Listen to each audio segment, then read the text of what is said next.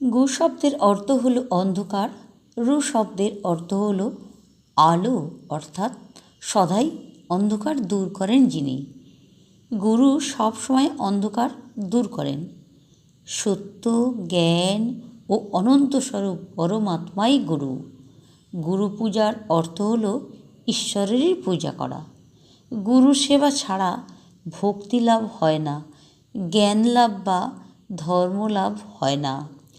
উচ্চতর মানবের মাধ্যমে সর্বোচ্চ আদর্শের পূজা। যে যার সেবা করে সে তার সত্তা পায়। ঈশ্বরের শক্তি পবিত্র হৃদয় মানুষে বেশি প্রকাশ।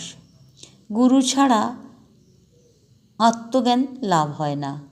গুরুর কৃপা ছাড়া কিছুই হবার জো নাই। গুরুমূর্তি সর্বদা আগে ধ্যান করতে হয়। গুরুবাক্যে বিশ্বাস থাকতে হবে। গুরুকে শনন মনন করতে হবে। ঈশ্বরের জ্ঞান বা শক্তি ব্রহ্মা থেকে সনক, সনন্দন, নারদ প্রভৃতি ঋষিমুনিতে সঞ্চারিত হয়ে গুরু পরম্পরা চলে আসছিল।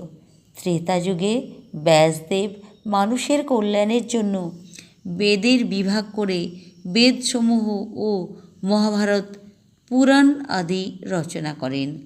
কলির মানুষ স্বল্পায়ু ও সাধন ভজনহীন হবে চিন্তা করে ব্যাসদেব গুরু পরম্পরা ব্রহ্মবিদ্যাকে পুস্তক আকারে লিখে রাখেন।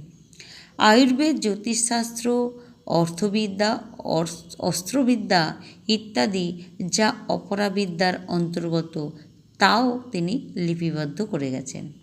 যেহেতু তিনিই অপরা ও পরাবিদ্যার জনক, সেই জন্য তাকে আদিগুরু বলা হয়।